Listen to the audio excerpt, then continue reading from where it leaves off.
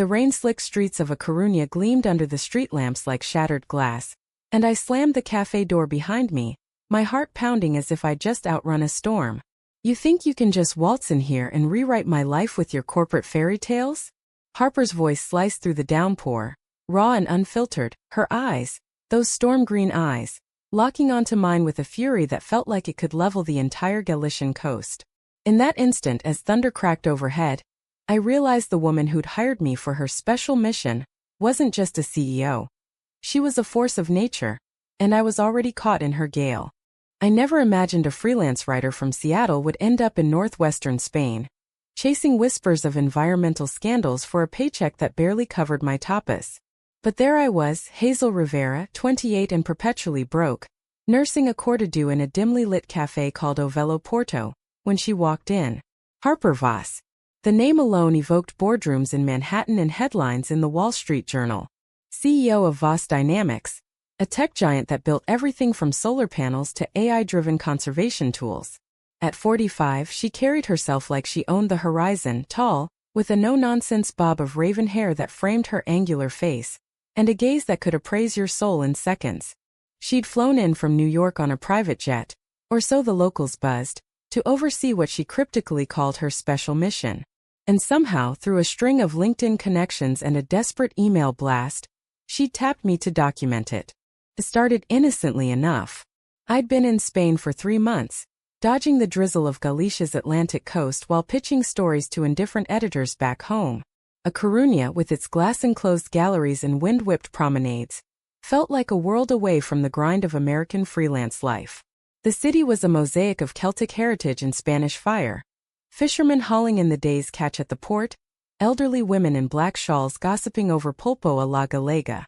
I'd come here to escape a bad breakup with my ex, a barista who thought commitment was a 4-letter word, and to chase the kind of soul-stirring narrative that might land me a book deal. Instead, I got Harper. Her email arrived like a bolt from the blue. Hazel, your piece on Pacific Northwest wetlands caught my eye. I'm launching a project in Galicia that needs a voice, yours. Compensation: $5,000 upfront, plus expenses. Discretion required. Meet me at Ovelo Porto tomorrow 7 p.m. I stared at my laptop screen in my cramped Airbnb, the salty sea air seeping through the cracked window. $5,000? For what? But curiosity, that old temptress, won out. And desperation. My savings were drier than the Sahara. When she arrived, fashionably late, the cafe fell into a hush. Harper swept in wearing a trench coat the color of wet slate, water beating off it like diamonds.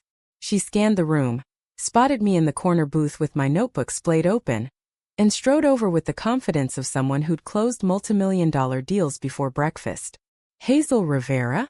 Her voice was low, accented with the clipped efficiency of East Coast elites, but softened by something warmer, maybe the faintest trace of her Boston roots. That's me. I stood, feeling underdressed in my faded jeans and oversized sweater, my auburn curls frizzing from the humidity. Up close, she was even more striking. High cheekbones, a faint scar above her left eyebrow from some long-ago adventure she never mentioned, and lips that curved into a smile that didn't quite reach her eyes. We shook hands, hers firm, mine clammy, and she slid into the booth, ordering a glass of Albarino without glancing at the menu. "Let's cut to it," she said, leaning forward. Voss Dynamics is piloting a restoration project here in Galicia. The coastline's eroding faster than a politician's promises. Industrial runoff from old factories, overfishing, climate kicking us while we're down. My team's deploying drone tech to map damage and seed kelp forests. But it's not just tech. It's personal. I need you to chronicle it, not as a press release but as a story. The human side. The families, the activists, the quiet heroes. I blinked, scribbling notes. It sounded noble, almost too good to be true. Why me? I'm no environmental expert. My last big piece was on urban beekeeping in Portland. She sipped her wine, eyes narrowing. Because your writing bleeds heart. It's raw, unpolished. Americans eat that up. Stories of underdogs fighting the good fight. And frankly, Hazel, you look like you could use a win. Ouch. But she wasn't wrong. We talked for hours that night, the rain pattering against the cafe's windows like impatient fingers. She shared snippets of her life. Orphaned young, clawing her way up from MIT dorms to corner offices, building an empire on green tech while dodging sharks in silk suits. I confessed my nomadic drift. Growing up in a sleepy Oregon town, chasing dreams that always seemed one deadline away. There was a spark undeniable in the way her gaze lingered on my mouth when I laughed, or how my knee brushed hers under the table and neither of us pulled away. But I chalked it up to the wine, the storm, the exotic pull of being two women adrift in a foreign port. By week's end I was embedded. Harper's team, a ragtag mix of engineers from Barcelona, local biologists with salt-crusted boots, and a fiery activist named Sophia who'd lost her fisherman father to a toxic spill, set up base in an old lighthouse on the outskirts of A Coruña. The structure loomed over jagged cliffs, its beam cutting through fog like a promise. My days blurred into a rhythm, mornings hiking coastal paths with Sophia, interviewing weathered elders about vanishing seabird colonies, afternoons shadowing Harper as she calibrated drones that hummed like mechanical bees, releasing biodegradable pods into the surf. Evenings we'd gather around a driftwood fire on the beach, sharing plates of empanadas and stories that peeled back layers. Harper and I fell into an easy orbit. She'd tease me about my cowboy journalism, charging into interviews without a plan, while I'd rib her for her obsession with spreadsheets, calling them love letters to logic. One dusk, as we watched the drones lift off in a synchronized dance, she turned to me, the fading light gilding her profile. You know, Hazel, this mission, it's not just about the ocean. It's about redemption. Mine mostly. I wanted to ask what ghosts haunted her, but the words stuck. Instead, I handed her a thermos of café con leche, our fingers brushing. That touch lingered electric, stirring something deep in my chest. A longing I'd buried under layers of independence and heartbreak. She was older, worlds apart in power and poise, but in those unguarded moments, she was just Harper. Vulnerable, fierce, alive. As weeks turned to a month, the bond deepened. We'd steal hours away from the team, wandering A Coruña's medieval alleys or driving west to the wilds of the Rías Baixas, where vineyards clung to hills like defiant lovers. One afternoon, in a sun-dappled olive grove near Cambados, she opened up. I built Voss on the back of compromises, she admitted, twisting a stem between her fingers. Deals with polluters to fund the good stuff. But here, this is clean. No strings. Her voice cracked and I saw it then, the weight she carried, the isolation of command. Without thinking, I reached for her hand. She didn't pull away. We sat like that until the stars pricked the sky, the air thick with unspoken possibility. Back at the lighthouse, tension simmered. Sophia pulled me aside one night, her dark eyes sharp. Be careful with La Jefa, Hazel. Harper Voss doesn't do half measures. Hearts included. I laughed it off, but sleep evaded me. Dreams tangled with reality. Harper's laugh echoing over waves, her silhouette against the moonlit sea. Was this infatuation or something rarer? A connection forged in salt and struggle? Little did I know the mission and Harper held secrets that would test us both. The first cracks appeared on a fog-shrouded morning in early October, when the drones returned with data that painted a grim picture. We clustered around the lighthouse's scarred oak table, laptops glowing like fireflies in the dimness. Harper stood at the head, her sleeves rolled up, revealing forearms etched with faint tattoos, Celtic knots, a nod to her hidden soft spots. Runoff levels are triple what models predicted, she announced, her voice steady but edged with steel. It's not natural erosion. Someone's dumping upstream. Murmurs rippled through the room. Sophia slammed her fist down. Malditos bastardos. I knew it. The old paper mill in Farrell. It's been shuttered for years, but whispers say they're restarting under new owners. Poisoning our waters for profit. Her face flushed, memories of her father's slow death from chemical exposure fueling her rage. Harper nodded, jaw tight. We're going in. Tonight. Recon only, no heroics. Her eyes flicked to me a silent please stay back. But I grabbed my notebook. I'm coming. This is the story, the beating heart of it. She relented with a sigh, and by midnight, we were ghosts in the mist, trekking through eucalyptus groves toward the mill's rusted silhouette. The air reeked of sulfur and decay, a metallic tang that coated my tongue. Harper moved like a panther, her flashlight beam slicing the dark, while Sophia muttered prayers in Galician. I trailed, heart hammering, scribbling feverishly. The night swallows us whole, but vengeance burns bright. We crested a hill overlooking the facility.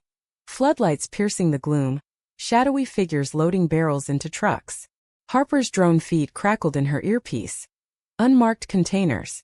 Chemical signatures match industrial solvents. Proof. Undeniable. But as we edged closer, a beam swung our way. Alto. A shout, then footsteps pounding. Panic surged. Sophia bolted left, I froze. Harper grabbed my arm, yanking me into the underbrush. We crouched, breaths mingling, her body shielding mine as guards swept past. Inches away, their boots crunched leaves. Her hand clamped over my mouth, eyes wide with fear. Not for herself but me. Time stretched, taut as a wire, until silence fell. We exhaled in unison, foreheads touching in the shadows. "You're reckless," she whispered later. Back at the lighthouse, her fingers lingering on my wrist as she checked for scrapes. "So are you." Our gazes locked, the air charged. In that charged space, I leaned in, brushing my lips against hers. A tentative question. She answered with a hunger that stole my breath. Her kiss fierce and searching, tasting of salt and resolve. We broke apart, gasping, the world tilting. "Hazel," she murmured, it's complicated." But complication felt like freedom. The next days blurred into a haze of stolen moments. Dawn walks where we'd trace the tide pools with our toes, her stories of lost loves. A poet in college, a venture capitalist who shattered her trust, weaving with mine of fumbling first crushes in high school locker rooms. Harper was a mosaic of contradictions. The iron-fisted exec who wept at documentaries about orphaned whales. The woman who built walls higher than the lighthouse tower yet let me glimpse the girl beneath. The mission pressed on. We leaked the mill footage anonymously to local press, igniting a firestorm. Protests bloomed in Coruña's plazas, banners waving like sails. Salvan nuestros mares. Harper coordinated from afar, her New York team mobilizing legal hounds, but shadows lengthened. Late-night calls from anonymous numbers, emails laced with veiled threats. "Back off, Voss, or your green dream drowns." I saw the toll on her. Sleepless nights pacing the lighthouse gallery, coffee turning to whiskey. One evening, as gales howled outside, she found me on the widow's walk, staring at the churning sea. "Why do you do it?" I asked, wind whipping my curls. "Risk everything for this stretch of coast you barely know?" She leaned on the railing, profile etched against lightning. "Because I can. And because I didn't always." Early days at Voss. I greenlit a factory in Indonesia that poisoned a village. Kids died, Hazel. I buried the reports, climbed higher. This. She gestured to the waves. It's atonement. And maybe a way to build something real. With someone real. Her hand found mine, squeezing. We kissed again, slower this time. The storm mirroring the one inside us. It was more than desire. It was recognition, two souls adrift finding harbor. That night, tangled in her arms on a cot in the lighthouse's spare room, we whispered promises. No grand declarations, just truths.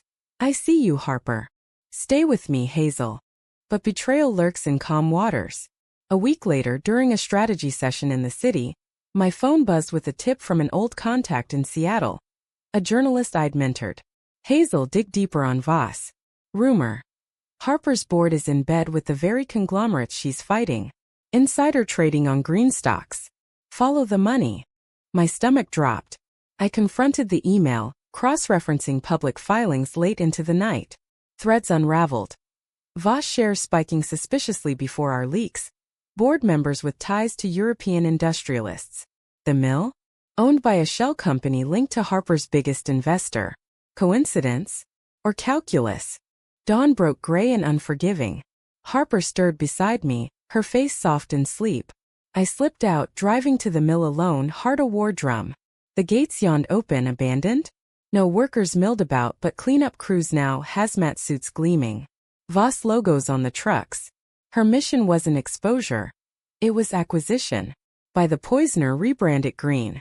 Atonement, my ass. Rage boiled as I sped back. She was in the kitchen, brewing coffee, humming an old Joan Baez tune. "Morning, love. Rough night." I slapped the printouts down. "Explain this." Her face drained of color, eyes flicking over the pages. "Hazel, it's not. Save it. Your special mission is a whitewash. You knew. All along. She reached for me, I recoiled. Listen. The board pushed. I fought, but to fix it I had to control it. Shut it down from inside. It's messy, but... Messy? It's betrayal. Tears stung. I trusted you. We all did. Sophia's father died for this mess. Thunder rumbled, mirroring the fracture. She stepped closer, voice breaking. I never meant to hurt you. This bond. It's the one thing that's real. But doubt is a tide that pulls you under. I stormed out into the rain, the lighthouse fading like a cruel mirage. The rift widened like a fault line in the earth, swallowing trust in its maw. For days I ghosted Harper, crashing on Sophia's couch in a Coruña, burying myself in interviews with furious locals who'd pinned their hopes on our crusade. The protests swelled, chants echoing through the port. Justicia para el mar. Sophia, ever the rock, brewed me endless pots of queimada, the flaming liquor a ritual against despair. Amor es como el océano, Hazel, she said one night, flames dancing in her eyes. Tormentoso, pero siempre regresa. But the sea inside me churned with betrayal's brine. Harper's texts piled up. Apologies laced with facts. Bored minutes proving her dissent. Pleas that tugged at my resolve. I need you to see the whole map, not just the storm. I deleted them, yet sleep betrayed me with visions of her touch, her laugh cutting through the gale. How could love bloom in deception's soil? Yet there it was, roots digging deeper with every heartbeat. The climax brewed on All Saints' Eve, when the full moon hung low over the Rias, turning the water to molten silver. Sophia dragged me to a vigilia, a candlelit vigil at the cliffs, where families gathered, photos of lost loved ones flickering in the wind.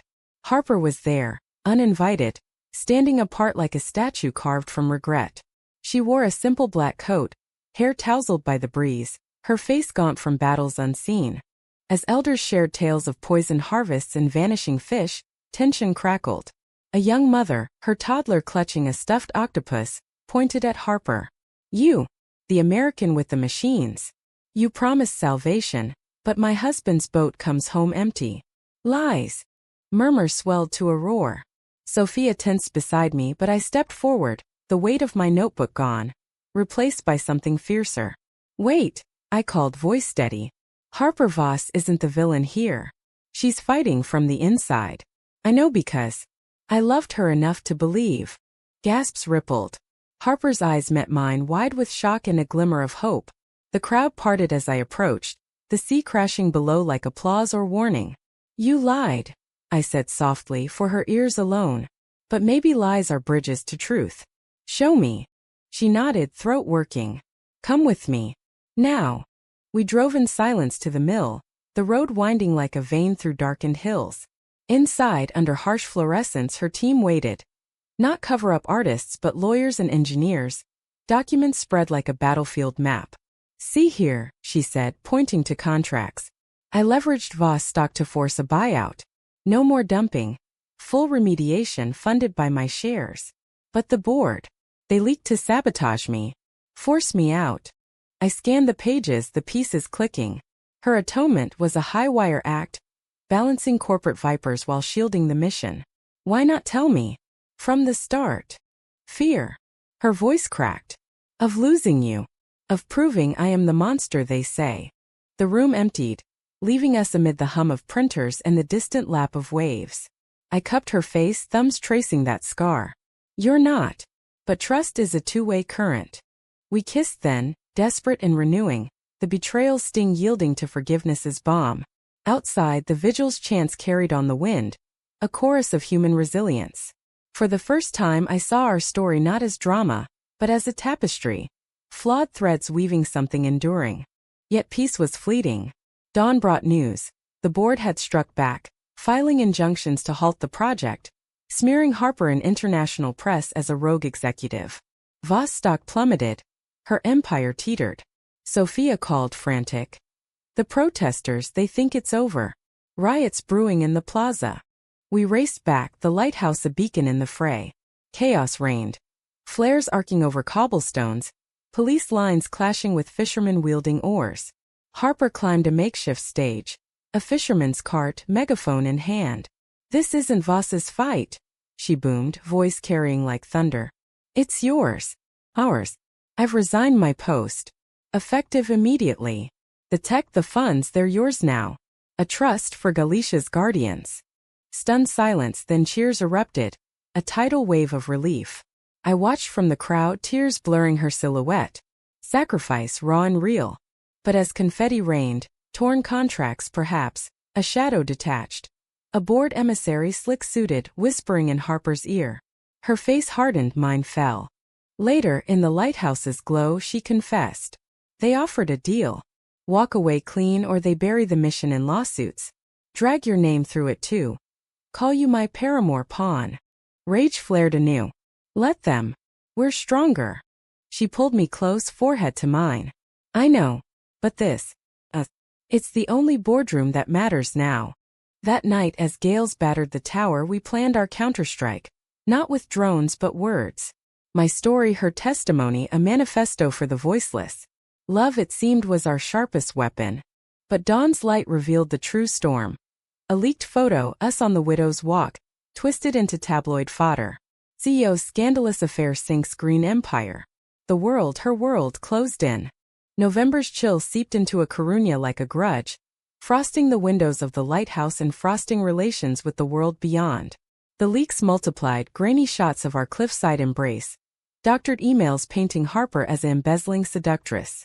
New York tabloids feasted. Voss's lesbian love nest. From boardroom to bedroom betrayal. I cringed at the headlines, but Harper? She armored up, channeling the vitriol into fuel. Let them howl, she'd say, pacing with that predatory grace. Wolves only circle when they smell fear. Fear, though not at me. My inbox overflowed with hate. Slurs from faceless trolls. Concerned calls from family in Oregon asking if I'd lost my mind, consorting with a dyke dictator. Sophia rallied the locals, turning the scandal into solidarity. Pride flags alongside protest banners, vigils now laced with chants of amor no tien fronteras. But isolation crept in. Harper's resignation triggered a shareholder revolt. Voss dynamics splintered, allies scattering like gulls before a squall. We holed up, fortifying our world within the lighthouse's stone walls. Mornings we'd brew strong coffee and pour over strategy, me drafting exposés for indie outlets, her testifying remotely to EU regulators. Afternoons dissolved into quiet intimacy, her reading poetry aloud, Walt Whitman naturally with his odes to comrades and camarados, while I sketched the coast in my journal, her head on my lap. You're my anchor, Hazel, she'd murmur, fingers tracing my freckles like constellations. Those moments were sacraments, reminders that amid the wreckage, we'd forged something sacred. Yet the betrayal's echo lingered, a dissonance in our harmony. One stormy evening, as rain lashed the panes, I unearthed an old file on her laptop, board memos from years back, her signature on that Indonesia deal. You said you buried it, I confronted, voice trembling. But here it is. Unredacted. She froze, teacup midway to her lips. I kept it as a scar. Reminder not to scar others again. Or trophy. The words escaped venomous. Hurt flashed in her eyes, raw as an open wound. Hazel, I've bared everything. My failures, my fights. What more? Absolution. I paced the room, closing in. You atoned for them, but what about us? This mission was your redemption arc, but I'm collateral. She rose, bridging the gap, hands gentle on my arms. You're not. You're the plot twist I never saw coming. The one that makes it worth the fall. We argued through the night, voices rising and falling like the tide. Accusations crashing against defenses, vulnerability ebbing into reconciliation. By dawn, exhausted, we collapsed together. Her apologies whispered into my hair. I can't lose you to my past. Then don't, I replied, sealing it with a kiss that tasted of salt water and second chances. The climax crested mid-month, when the board summoned Harper to a showdown in Madrid. A closed-door arbitration that could doom the trust. Go, you're it, packing her bag. End this. But dread coiled in my gut. Sophia drove her to the airport, me waving from the lighthouse steps, the sea a brooding witness. Days blurred into anxious vigil. I channeled it into writing, a 5,000-word opus on our saga, submitted to the Atlantic under the working title Waves of Reckoning. Rejections piled up, but one editor bit. This isn't just green tech. It's human. Run it.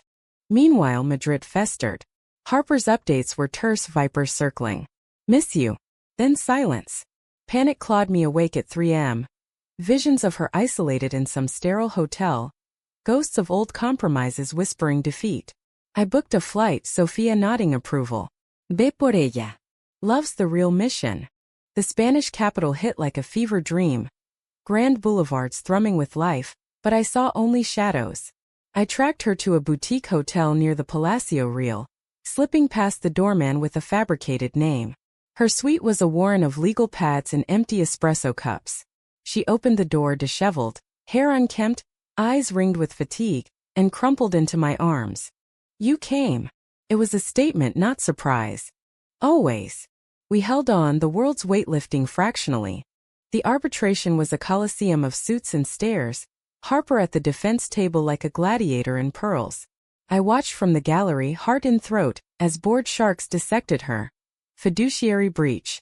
Emotional instability. Lesbian liaison as leverage ploy. Gasps from the panel, but she fired back, voice ablade. My liaison is the journalist who exposed your rot. My instability? It's clarity. Seeing profits poison and choosing life. Climax hit when the lead counsel unveiled Exhibit C. A forged recording, my voice confessing to fabricating the mill evidence for personal gain. Horror iced me. Deepfake, twisted from a late-night ramble. The room spun. Harper's gaze sought mine, stealing us both. I object, she thundered, rising. Not just to the fraud, but to this charade. Gentlemen, your empire crumbles not on my watch, but on truths. She played her ace. Whistleblower affidavits from insiders, irrefutable proof of board collusion with the polluters. Chaos erupted, shouts, gavels banging. The panel recessed, but victory hummed in the air. Outside, in the plaza's fountain mist, we embraced. The city's pulse syncing with ours. It's over, she breathed. Not yet. For betrayal's final twist. Her phone buzzed. A settlement offer, generous but laced with exile. Sign and the trust lives, refuse and lawsuits bury us. Her eyes searched mine. What now? Fight. Together. But as we walked arm in arm toward freedom, a shadow loomed. The board's private eye tailing us. The war wasn't won, just evolving. Winter gripped Galicia with iron fingers, blanketing the coast in frost-kissed solitude as December waned. The arbitration's fallout rippled outward. The board capitulated, the trust secured. The mill raised for a marine sanctuary. Headlines shifted, Voss's fall. Hero or heretic? But Harper and I tuned them out, retreating to the lighthouse like hermits in a tale of redemption. The structure, once a sentinel of storms, now cradled our quiet revolution. Solar panels she'd installed humming softly, the beam sweeping the night as a lover's caress. Yet victory's afterglow dimmed under scrutiny's glare. The private eye's shadow morphed into a full-blown smear campaign. Anonymous blogs drudging Harper's past, painting me as the gold-digging ingenue. Old flames surfaced, disgruntled exes spilling tea on her emotional unavailability. Isolation deepened. Even Sophia, our fiercest ally, pulled back, citing complications with local funders wary of scandal. One crystalline morning as hoarfrost etched the windows, Harper broke. We sat at the kitchen table, untouched churros cooling between us. This bond we built. It's fracturing under the weight. Maybe I should go. Alone. Let you salvage your life. Her words landed like a gut punch. Salvage? From what? Loving you. I stood chair scraping. We've weathered worse. Boards, fakes, floods of hate. Don't bail now. Eyes glistening, she traced the table's grain. I'm poison, Hazel. Always have been. Indonesia, the board. Now this. You deserve sunlit stories, not my endless night. The room tilted, emotions crashing. I knelt before her, taking her hands, cold, trembling. You're not poison. You're the rain that makes things grow. Messy, yeah. But vital. Tears traced my cheeks, hers joined. We rose, embracing as sobs shook us, the lighthouse groaning in sympathy with the wind. That catharsis forged resolve. We emerged transformed, plotting not retreat but reclamation. Harper liquidated non-essential assets, funneling proceeds into the trust. Now rechristen Maria Viva Living Tide. I expanded my Atlantic piece into a book proposal, weaving our saga with voices from the coast. Sophia's grit, elders' wisdom, the sea's inexorable song. Agents buzzed, a Brooklyn publisher bit, offering a deal that whispered of stability. Spring tiptoed in with hesitant blooms mirroring our thaw. We hosted the sanctuary's groundbreaking. Hundreds gathering on the cliffs, shovels biting earth as gulls wheeled overhead. Harper spoke, voice steady. This isn't my victory. It's ours. A reminder that betrayal breaks but bonds heal. Her hand found mine, public and proud, met with cheers that drowned old whispers. Yet humanism's true measure lies in quiet graces. One evening, as twilight bled purple over the Atlantic, we climbed the Widow's Walk, site of our first kiss, our deepest doubts. The air hummed with possibility, waves a lullaby below. What now? I asked, leaning into her. She smiled, that rare unguarded curve. Now? We live the mission. Not just saving seas but souls. Yours, mine. Together. We kissed slow and sure, the horizon swallowing the sun. No empires loomed, no scandals talked. Just us, two women scarred and shining, charting a course through love's uncharted waters. Back home months later, my book hit shelves, Tides of Trust. It wasn't a bestseller, but it rippled book clubs in Seattle debating redemption, Galician schools teaching its lessons. Harper. She consulted quietly, mentoring startups with her fire tempered by grace. We split time between coasts, her Manhattan loft for winters, our lighthouse for summers, building a life of deliberate joy. Weekend hikes in the Cascades, lazy Sundays with adopted rescue mutts, anniversaries marked with Albarino under Spanish stars. Betrayal's scar faded to a faint line, a story we told with wry smiles over dinner. Remember when I thought you were the villain? I tease. And you were my inconvenient conscience? She'd retort, pulling me close. In the end, our bond wasn't forged in boardrooms or breakers, but in the human ache for connection amid chaos. It changed me, not into a hero, but a woman who dared believe in imperfect love. And for Harper, the powerful CEO stripped bare, it was salvation. Not in missions grand, but in mornings waking to my curls on the pillow, evenings ending in her arms. The sea, eternal witness, whispered approval. Life, after all, is no straight narrative. It's a wave cresting and crashing, but always inexorably returning to shore.